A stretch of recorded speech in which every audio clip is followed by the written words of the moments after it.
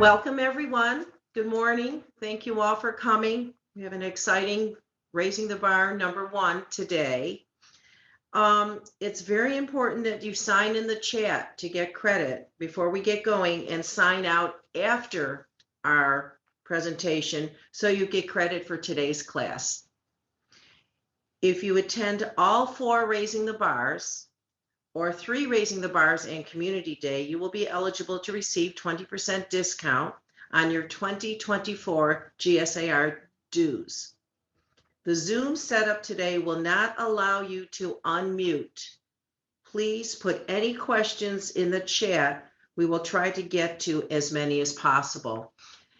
We're going to try to limit any questions to just a few questions for time restraints today with Dr. Lawrence Yoon, so just wanted you to be aware of that.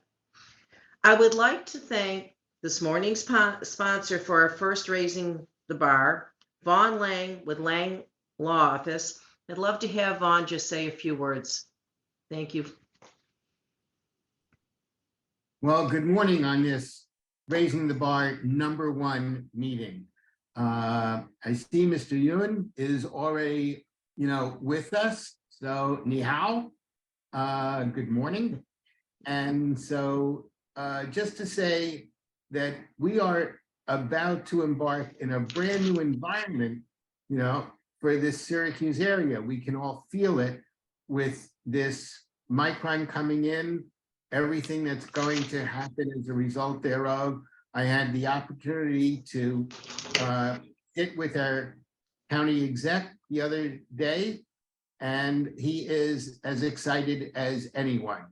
This will happen, he says. This is happening. I can't wait for the first shovel. So I only have a couple of seconds. Great to see all of you and looking forward to hearing this presentation today. And thanks for coming. Thank you, Vaughn. I am Nancy Quigg, your GSAR 2023 president, and I'd like to take a second to recognize and thank our 2023 sponsors. Our platinum sponsors are Community Bank, Countryside Credit Union, Empower Federal Credit Union, Lang Law Office, and Salve Bank. Our gold sponsors are AmeriQ Credit Union, Fulton Savings Bank, Geddes Federal Savings Bank, Hinman, Howard and Cattell LLP, M&T Bank, Paragon Home Loans, and Tompkins Community Bank. Our silver sponsors are Law Office of Robert Carter, New York State Association of Realtors, Prime Lending, and State Farm Insurance. So our first speaker this morning is Lawrence Yoon. Mr. Yoon is chief economist and oversees the research group at the National Association of Realtors. He supervises and is responsible for a wide range of research activity for the association, including NAR's existing home sales statistics, affordable index, and home buyers and sellers profile report. He regularly provides commentary on real estate market trends for its 1.4 realtors. Mr. Yoon, welcome, and thank you for coming here. Good morning, Syracuse, and thank you, President Nancy, for organizing this event. And certainly the real estate market has undergone some big swings over the past few years. When we had the lockdown in 2020, it felt like we were stuck in a basement. Whether we were in our living room, bedroom, if we cannot get out of the house, it felt like we were in a basement stuff. We didn't know what was going to happen. But what do you know? Once the economy reopened, record low mortgage rate, combine that with the fact that people wanted to get away from the big city or wanting to have a large size home, knowing they have to work from home. So that completely fueled real estate demand, and it was quite an exceptional activity in the second half of 2020 and 2021. But last year, 2022, January, February, first quarter of last year, still multiple offers happening. Then things began to cool down by the second quarter, where you said Well, thank goodness, because we don't like this intensive multiple offers because there is only one winner and multiple losers, and multiple losers have to restart the process all over again. So first quarter heated, second quarter coming down. Third quarter became somewhat concerning because home sales were continuing to fall. And by the fourth quarter, quite ugly numbers. And you were wondering, wow, closing activity in the greater Syracuse region down 30% from 1 year before. Pending contract, the leading indicator for future sales activity, down 40% in December of 2022 versus December. So you were all concerned. But miraculously, for the whole year of 2022, when I look at the Syracuse number, quite amazing figures, something different from the national, which is you had sales decline for the whole year, which occurred in every part of the country. But the decline in Syracuse was much more minimal compared to rest of the country. Rest of the country went down 18%, while Syracuse region, it only went down around 8, 9, 10% condition. So this is based on the Greater Syracuse Association, the Central New York, the MLS system. Just go to the website, great valuable data information that you want to share with your clients. So it was down 8, 9% in terms of unit sales. But the prices, the median price was up 8, 9%, which in essence compensated the decline in the unit sales for people in the business. Because people in the business, you are looking at the dollar volume. So dollar volume actually held steady. In Syracuse, unlike rest of the country, which saw quite a sizable decline. If you were working in New York City, or say in San Francisco, or where I am located in office, if I was there, I'm not there today, in Washington, D.C., it is down about 60% in December in terms of pending contract. So major, major decline, but Syracuse is much more limited. I am here in South Carolina, and I am participating in the NAR Ride with a Brand event. That event will come to New York State sometime later in the year as well, where we'll just want to get together and then focus on all the things that you do for the community and service, just to get re-energized. So I'm here in South Carolina because there's an event through all 50 states, and it just coincided with local economic forecast down here. But going back to Syracuse or upstate New York, when I look at the median prices, because one of my tasks is to look at affordability, amazing data. Wow, median home price at under 200,000. I mean, these are just prime opportunity for people who have a decent job, able to become homeowner, able to own part of the community, able to say, I own part of America. Because we have seen that over a long period of time, home ownership brings tremendous amount of wealth, steady wealth over a long period. Maybe there's some short-term fluctuation, but over a long period, quite well.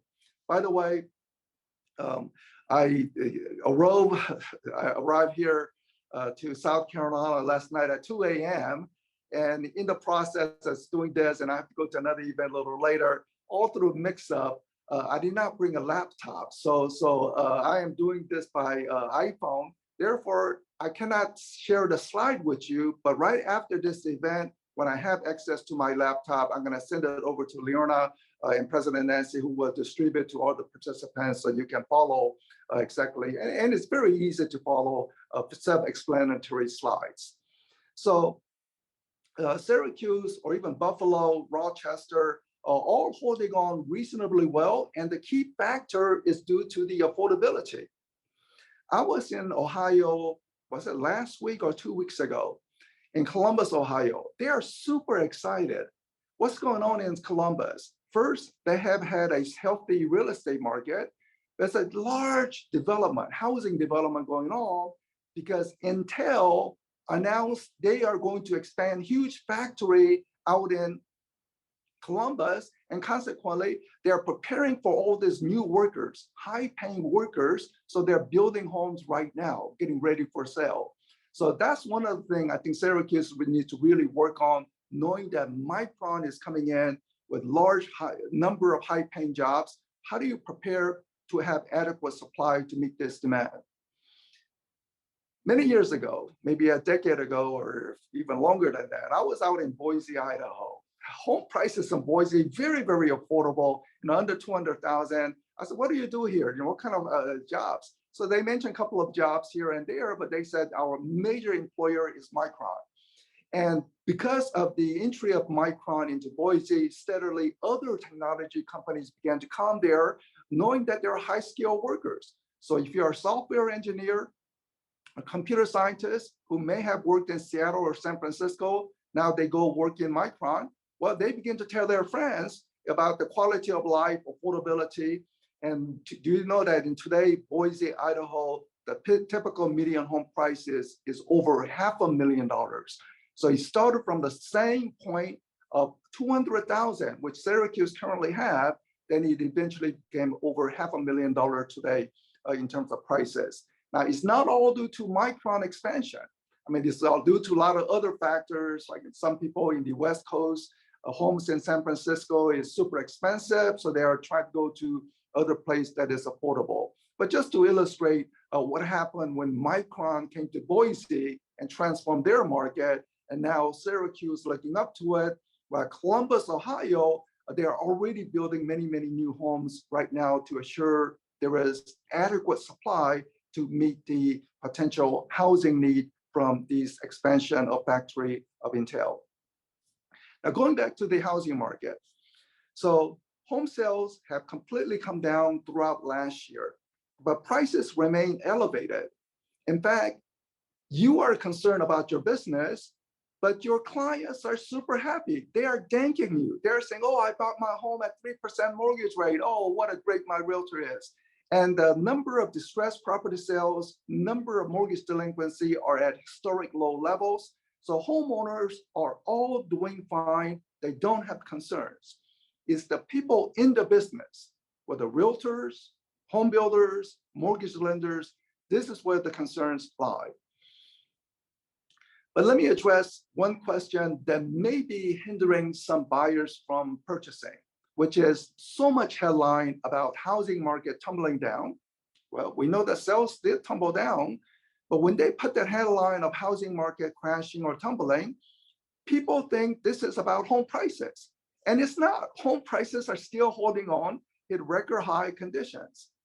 Maybe in San Francisco, they are witnessing some meaningful price decline currently, from over $1 million now approaching million. So maybe in few markets, there's price decline, but with so much discussion about housing market bubble, naturally, and it's a valid question that potential customers should be asking, are we in a housing market bubble?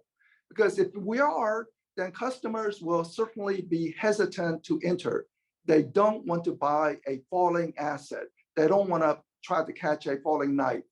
So we have to address this. So what are some fundamentals to address? Well, first thing to note is we are in a very unique economy. People are saying whether we are in a recession or not, but job creation is constantly occurring with each passing month. So with each passing month, more job creation, that's potential housing demand. Now, of course, that demand did not get realized last year because of much higher mortgage rates. But unlike back in 2008 period, the last housing market crash, where home sales plunged 30%, prices plunged, massive foreclosures, there were 8 million job losses for the country. Today, there's job losses in Goldman Sachs, there are job losses in Amazon, there are job losses in mortgage lending, but there are also job creations such that on net, it is still a job creating economy. So one big difference today versus back then is we are on net creating jobs, adding jobs, while back then we lost 8 million jobs. The second big difference is lack of supply. We had 4 million homes on the market. Now for Syracuse, you don't know how to comprehend that figure, but as a reference point, today we have only 1 million homes on the market. So just consider the inventory level nationwide. 4 million then, 1 million today, essentially, less than half, only a quarter of level of inventory. So we simply don't have supply. And the economic textbooks of supply and demand would say, if we don't have sufficient supply, then prices will not decline in a major way. Maybe it will decline modestly, or maybe prices will increase modestly. Hard to say which way it would go, but it's not going to be a big crash because of the lack of supply. The information on the slide that you can share with your clients later when it's distributed. So you will see that on the inventory side. The other point is home builders, potential supply. Potential supply is not there as well, because America is one of the few rare industrialized advanced economies where we have a growing population. Childbirth, along with legal immigration that's coming into the country. I don't want to talk about illegal immigration in the southern border, such a sensitive topic, but just due to the natural childbirth process, along with the legal immigration, America has a rising population, about 2 or 3 million every year, unlike other countries where it's a stagnant population. So given the rising population, we have to build more homes. And based on the normal study, study done by Harvard University and others would say, America needs to produce about 1.5 million housing units each year, 1.5 million housing units. Also to accommodate some of the demolition, uninhabitable homes. And I know Syracuse was an industrial power town many years ago. So, it was a thriving community. Then, of course, the manufacturing sector began to change, and some went to overseas. One thing I like about Micron is trying to say, don't put companies overseas, because what we learned from COVID is a couple of things. One is we don't want that supply chain disruption. Some new home builders where they had a home completed except for the garage door, but the garage door was stuck in some container ship out in the ocean and refused to come in. So we cannot have this situation of some disruption. So many companies are recognizing producing overseas could be costly if there's a supply chain disruption. So maybe they want to do a little inshoring. Second part is, look, we are living in a world where there are some bad players out there, whether North Korea, or China, where they may invade. So there's always a possibility where you want to assure that key products like microchips should be produced, or at least adequate amount in America, rather than relying purely on what's happening in mainland China. So all these factors implying that we should be doing more inshoring, meaning that bring the factories back into the US, and very great decision on Micron or Intel in Columbus. So I think this will be very beneficial for the country in the process, certainly will benefit the Syracuse market. Going back to the headlines, housing market crash, how do you address that? And I mentioned to you, first, we have job creation rather than job losses. Second, supply, not enough supply in terms of inventory.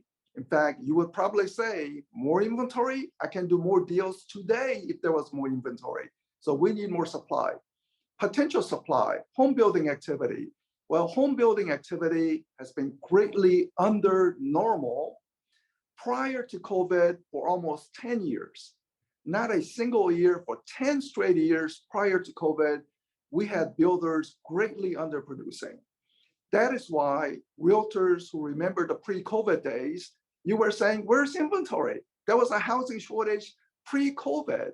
And then, of course, housing shortage was exacerbated during the COVID real estate boom, intense multiple offer situation. Of course, it's not that case anymore, but things are beginning to still imply that if the buyers were to return, are we going to have adequate supply? In Syracuse, as jobs are being added, with the new companies coming in, will there be adequate supply? Now, there's some hopeful signs that the buyers aren't likely to come back this year. And here's the key reason. Why did the buyers retreat last year? Do they have a view that somehow that home ownership is not good for America. What was their view? No, everyone still believes in the American dream of home ownership.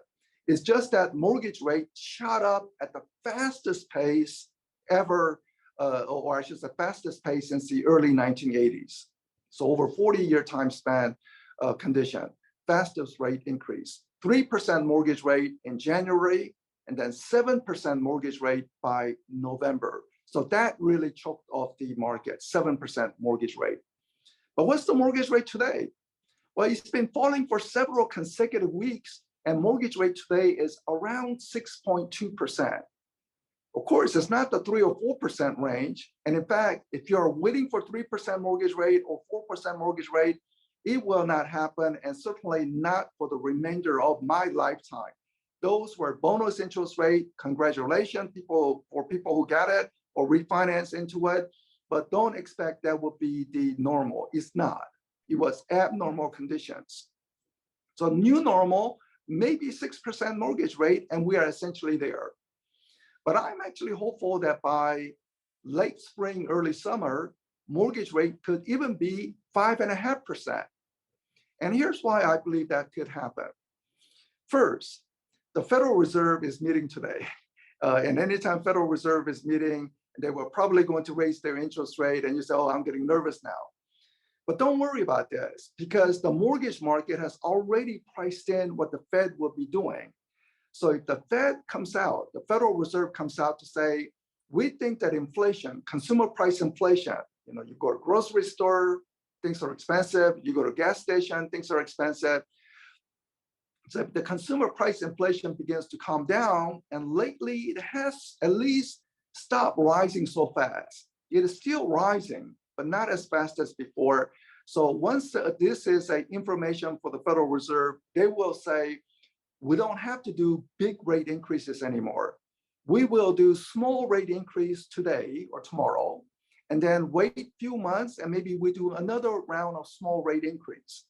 These small increases will have no impact on mortgage rate.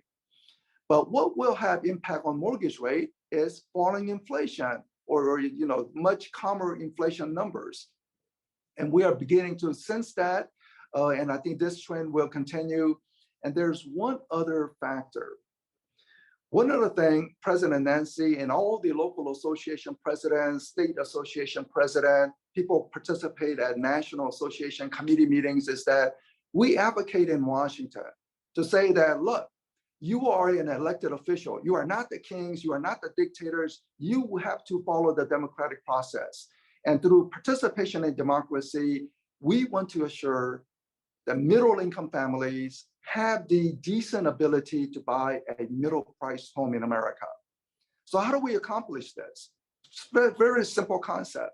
Well, through government guarantee of mortgages, veteran affairs, government guarantee, FHA mortgages, government guarantee, mortgages owned by Bank of America, Quicken Loans, those eventually get sold to Fannie Mae, Freddie Mac. Without going into details, they are also government guarantee. Consequently, American middle class can borrow mortgage rate at interest rate that is only a little bit above the government borrowing interest rate. US government in Washington is running a huge budget deficit, large national debt. They're debating about what to do, and it's a proper debate. In democracy, there should be a debate about how to address this unsustainable rising debt.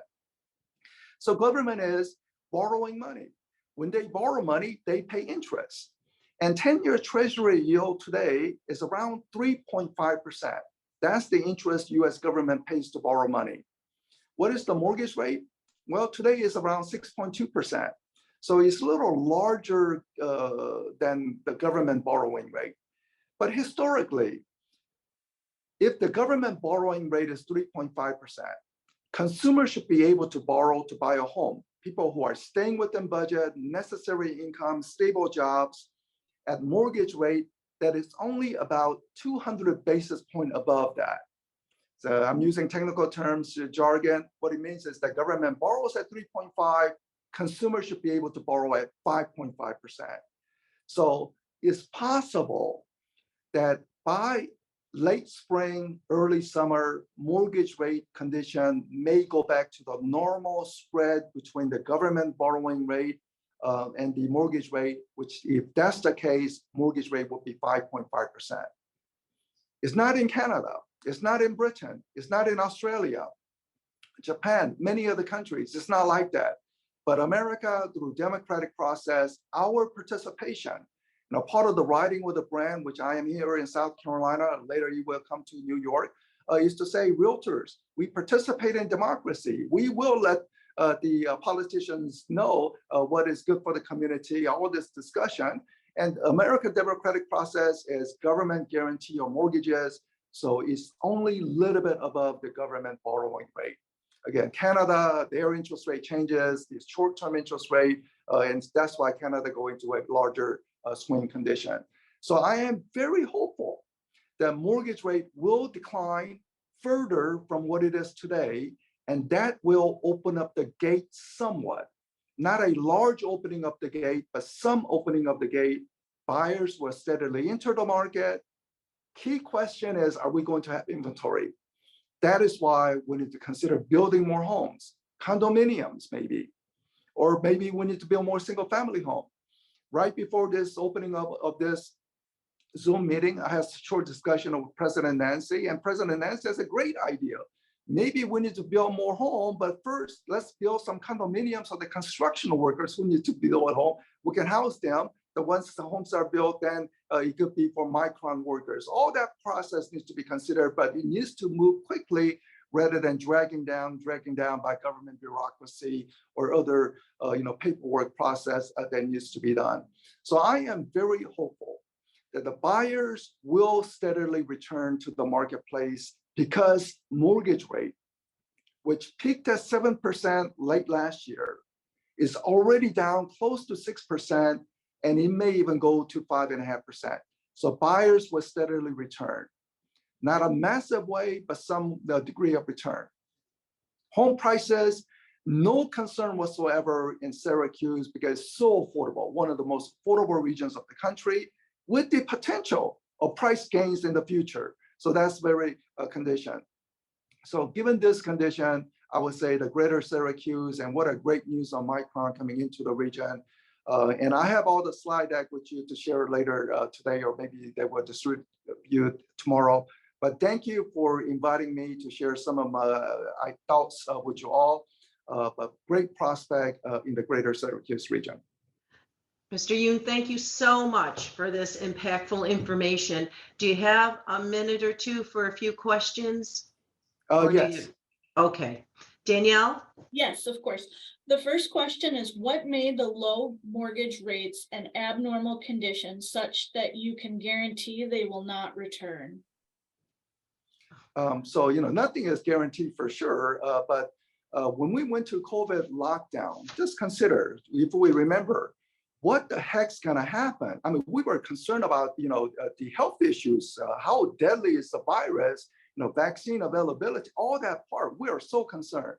So what the US government did was they went all in. Let's make sure that everything possible can be done for the economy.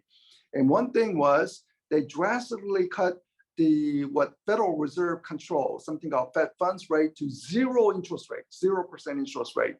That interest rate is not for you and me, but it's to the system and it's sort of filtered in. So therefore, mortgage rate can also go down. In addition to that, there's something called quantitative easing to say that Federal Reserve will also buy mortgages from Fannie Mae and others. Because when Fannie Mae, securitize the mortgages, your clients' mortgages from Bank of America that get eventually sold to Fannie Mae, well, sometimes they have to find a way to refund that. And they look for either pension funds, Goldman Sachs, or even Chinese government.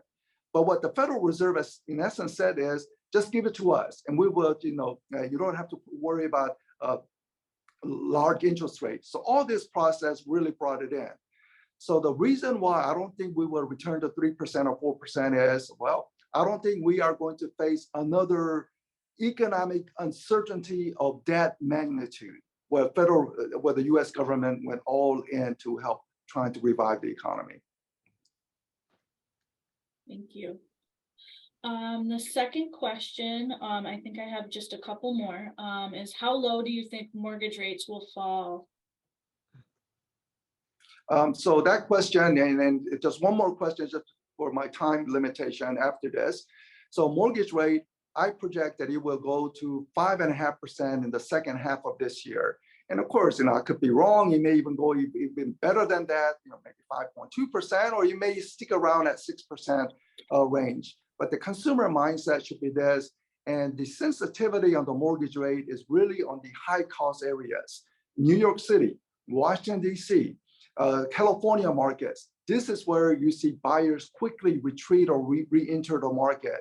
In a stable, affordable markets like Cincinnati, Buffalo, Syracuse, mortgage rate do make an impact, but not a big impact. Jobs are more important. So as long as people have jobs, given the affordability, they will be able to buy a home. Okay, I think we're all set at this point. Thank you so much, Dr. Yoon. You have been outstanding, and we appreciate your time today. Thank you. Our next speaker today is Glenn Dorsey, and a special thanks to Community Bank who sponsored Glenn. Glenn is Senior Vice President and Head of Client Portfolio Management for Clark Capital Management Group. In his role, he is responsible for portfolio construction and clear communication of investment strategy to advisors and their clients. Glenn is a key resource for Clark. Glenn holds the Chartered Financial Analysis, CFA, and the Chartered Alternative Investment Analyst, CAIA, designations. He holds a bachelor's degree in finance and accounting from Rider University in Lawrenceville, New Jersey. Mr. Dorsey, thank you for coming today. Thank you for having me. Good morning, everyone. Sorry if my voice is a little off. After 3 years of dodging COVID, I managed to get it a few weeks ago, and still have a little bit of lingering effects from it. But so my perspective, obviously, I'm more on the investment side. So I'm looking at kind of the macro level factors of what impacts the economy, what impacts interest rates, and how that ties into real estate. So I'm going to share my screen and walk through a few slides. The question that we get asked repeatedly is, are we in a housing bubble? And our answer to that has been no. And I think anytime you hear the word bubble, I think you need to think of two words, and that is excessive leverage and excessive speculation, right? And that's not what we saw in this strong real estate market that we've had today. We saw that in the late 80s. We saw that in the mid 2000s, both of which were time periods that led up to some significant declines in home prices, right? So think about mid 2000s, you were able to put 3% down on a house. The banks were very generous. They didn't really care too much what your FICO score was, and you didn't have to verify your income. And a lot of the purchases weren't just for primary residence and vacation homes. There was a lot of speculative buying. Remember the South Florida market got really hot. Everybody was buying pre-construction condo units with the anticipation of selling them. That is not what we have seen in this real estate market. We had a lot of primary residential purchases and vacation homes. There was clearly a migration out of urban areas into the suburbs. Anybody who lives in the suburbs know that happened, right? And that's a very different holding period than something that people were expecting to just buy and flip very quickly. There was definitely some speculation in the real estate market, but not what we have seen in prior big spike ups in prices and followed by big declines in prices. And the banks didn't lower their lending standards. If any of you refinanced mortgages during this period of time where rates were low, you know that it was not the most pleasant experience that you ever had. They verified absolutely everything. So when you have more equity in the homes, they tend to hold up in value better because you're not going to have that whole foreclosure cycle like that we saw in the financial crisis. And I'll talk a little bit more about that. Mr. Yoon had it right up spot on, is that the consumer is in good shape. When we look at Unemployment levels are, we got 3.5% unemployment. The debate was raging last year whether we were in a recession or not. And we did have 2 quarters, the first 2 quarters of last year, where the economy contracted a little bit. Third quarter bounced back to up 3.2% for the U.S. economy, and the fourth quarter was up 2.9%. Those are both pretty good levels. And I say, from a common sense standpoint, when you're in a recession and you drive into town and look at the storefront window, the sign that you'll see is going out of business. What signs did we see repeatedly and still see now? It's help wanted. So unemployment's low at 3.5%. 4.5 million more people were working at the end of last year than at the beginning of last year. That's a really solid environment, and that's important to us for the longer term health, not only of the economy, but that filters through clearly into the real estate market as well.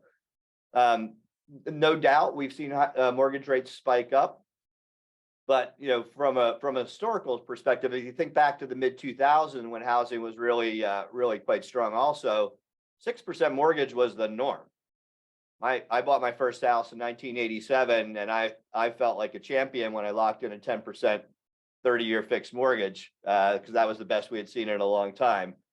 But the other aspect of this is the Federal Reserve gets a lot of attention on media. And as Mr. Yoon said, the Federal Reserve controls what's called the Fed funds rate, which is overnight lending. Ultimately, that's the Fed's brake pedal for the economy, right? They've been hitting the brake pedal. They've slowed down demand to bring inflation down. And what has historically happened, and it's already started to happen in this cycle, is the harder they hit the brake pedal, the faster the economy slows down. And then longer term interest rates, 10-year Treasury, for example, and mortgage rates will start to move down. And that's really, really important, that not all interest rates are the same. So when the Federal Reserve had the Fed funds rate at 0, they overstimulated the economy, and that helped lead to some of the inflation that we saw. And then lastly, from a big picture standpoint, demographics drive the housing market. You can look at we talked, Mr. Yoon spoke about the birth rates.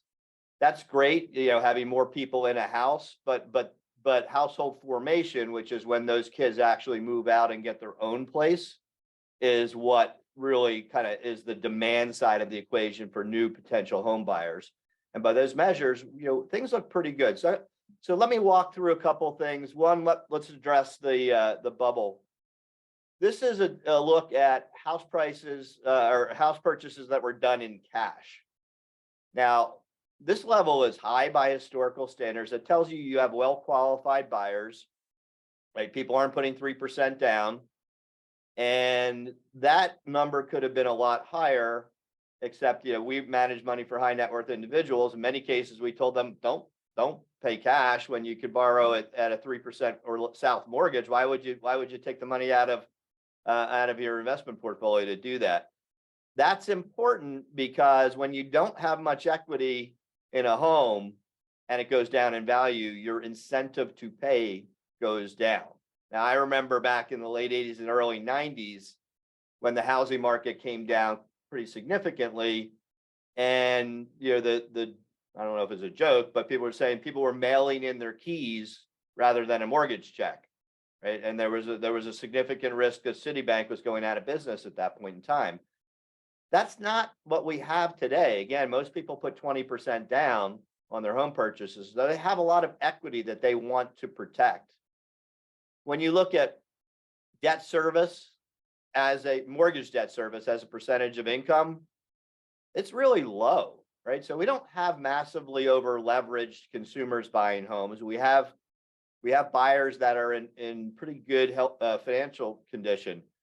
If you look at mortgages as a percentage of real estate values, they're low, which means, again, this is the cushion of equity that people are going to want to protect in any kind of a slowdown in home prices. So if you've got 30% equity and home prices go down by 10%, you still have equity.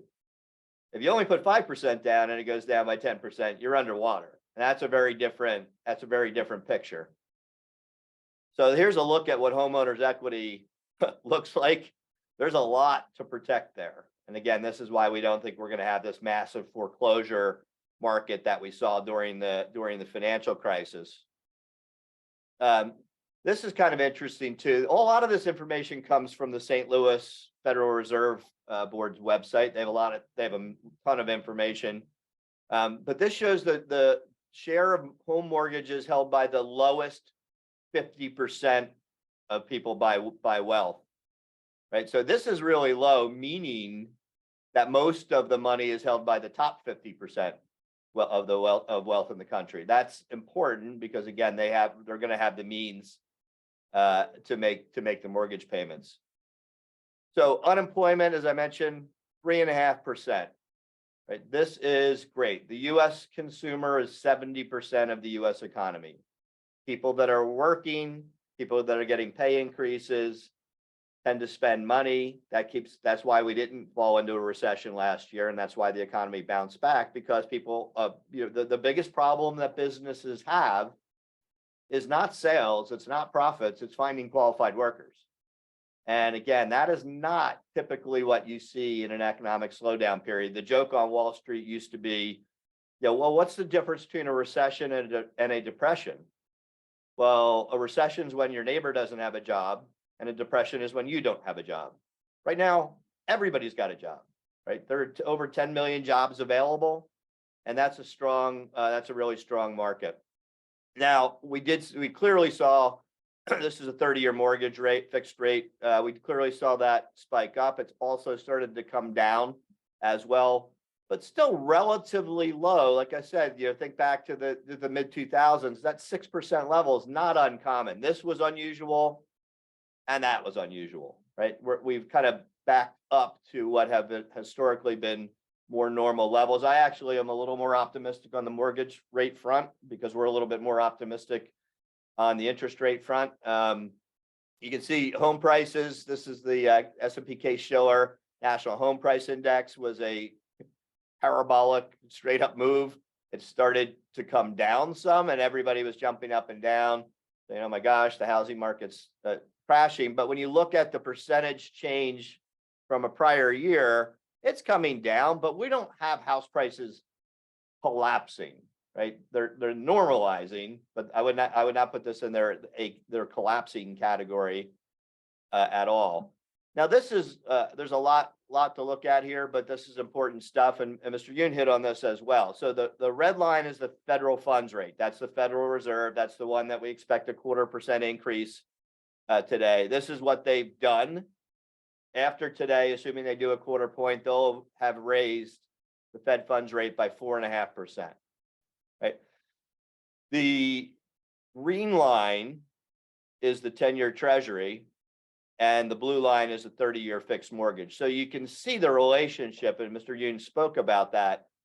The 30-year mortgage is typically about 2% higher than the 10-year Treasury. The 10-year Treasury got up to 4.25% in October, and now it's drifted down to 3.5%.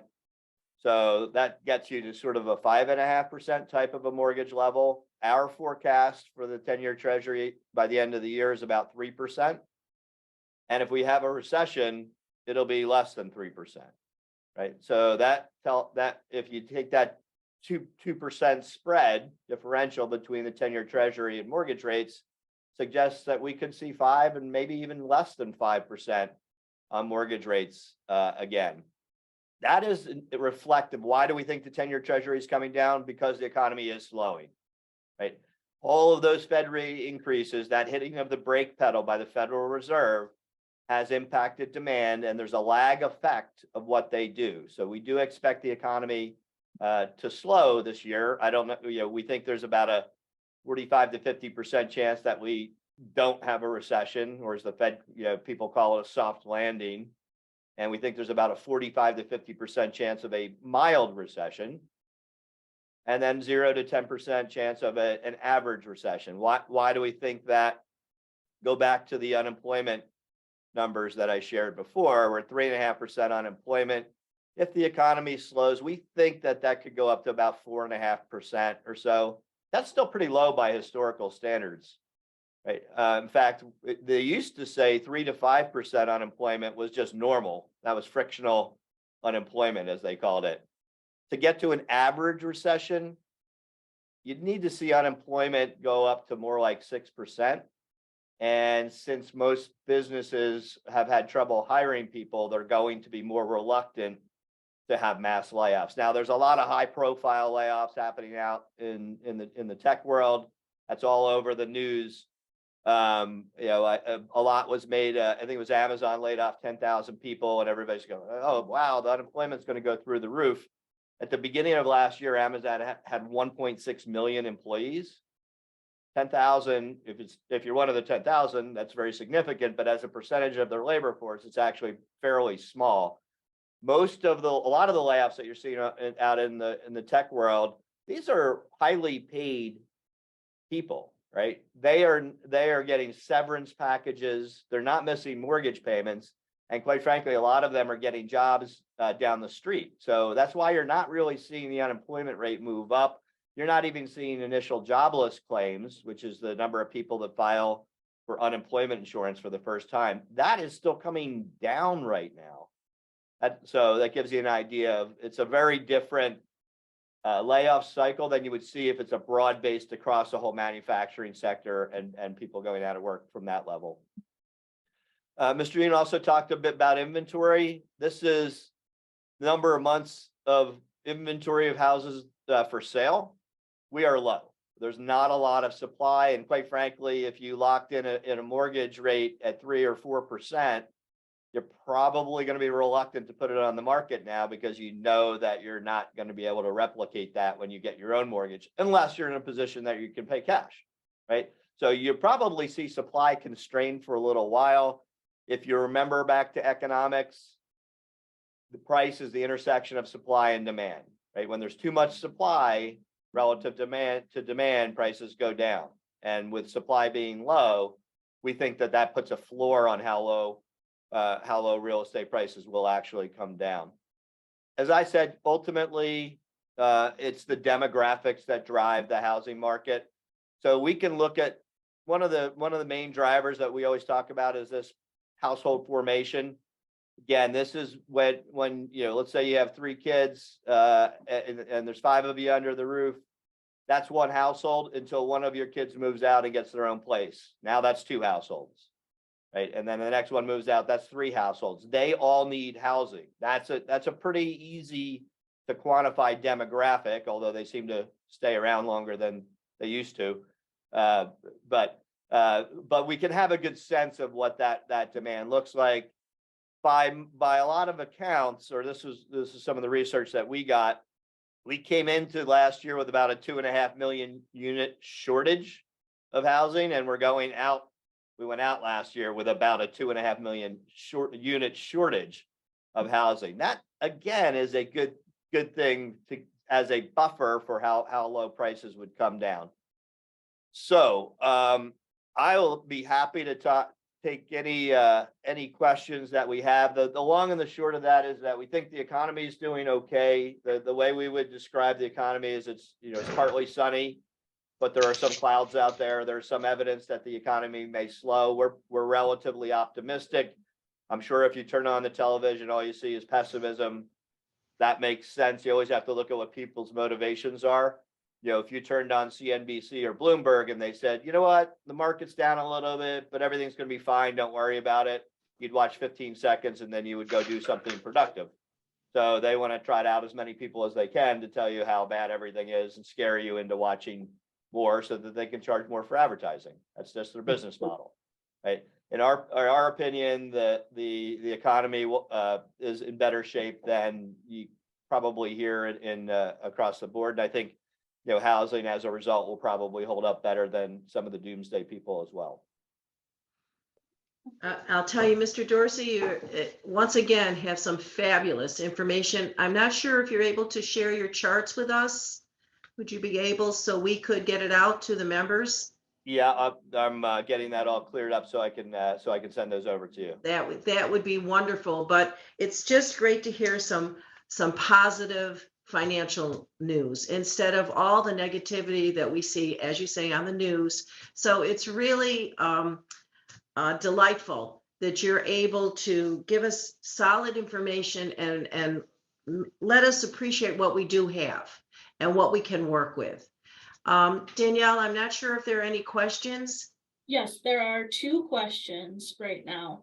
The first one is, people are working 2 jobs just to support their families. So is this factored into these numbers that people are working today and have money? Hearing from a lot of people that 2 jobs is just keeping them afloat. Well, you know, you kind of have to look at the national data, and most cases, most cases, you know, people aren't working 2 jobs, right? There's always going to be a subset of people that are going to have to do that, and you can see the effects in the economy too, right? You know, you look at some of the lesser the retailers that cater to lower price points, they've been struggling, right? They had too much inventory because you know, the lower income folks have been most impacted by the economic slowdown that we saw. In the meantime, there's a line out the door to get into, you know, Gucci. So, you know, I think on average, the workers are in pretty good shape. Pay increases look like they're sort of in that 5-6% type of a range. As inflation comes down, which mercifully it is, we were up at over 9% inflation, and now we're down in the 6s, and that's going to continue to come down. People will have a little bit more breathing room. It was tough when gas was over $5 a gallon, right? You know, if you're making minimum wage and you got to fill up your tank every week, and it costs you $100, that's a big deal, right? Now, you know, now at least I live in Long Island, New York, and drive through Jersey, and you know, prices are down in the low 3s anyway, so it's a little bit more tolerable. That, I think, eases up some of the pressure. But you know, I think that, to answer the question directly, it doesn't all get counted in properly. Government statistics are challenging to figure out. But you know, there's, in fact, some people that are working 2 jobs sort of gets double counted in the labor market, like more people were added to the workforce. But when you drill down, you can see really that the labor market continues to be exceptionally strong. With house prices as high as they were, it's not any wonder in some markets, in some demographics, why people need to work 2 jobs to try to have, you know, capture that American dream, as Mr. Yoon said. Thank you so much. You're welcome. Next question is, curious to know if mortgages are underwater from taking out a loan that was worth significantly more than the value of the home itself, such as the case of flips or excessive bidding wars. Yeah, by and large in the market, I sure showed the mortgages as a percentage of home values. They're by and large on average, it's, you know, it's around 30%. So most of them are not underwater. However, at the tail end of when real estate was going up 20% year over year, and somebody may have found a bank that was willing to relax their lending standards a little bit, they could potentially be upside down or underwater on their mortgage. But by and large, what we've seen from a lot of different data points, as well as just talking to people, the banks were very reluctant to relax their lending standards. In fact, we manage money for some credit unions, and they had a lot of money sitting on their balance sheet that they weren't lending out. So I think it would be more challenging in this real estate pullback that we have seen to find people that actually don't have equity in their properties. I think that's the exception in this market. Okay, thank you so much, Mr. Dorsey. It's just been wonderful that you take the time that you give us your perspective on what's going on, the financial world, the housing, very impactful, and we appreciate it. I'd like to thank both speakers today.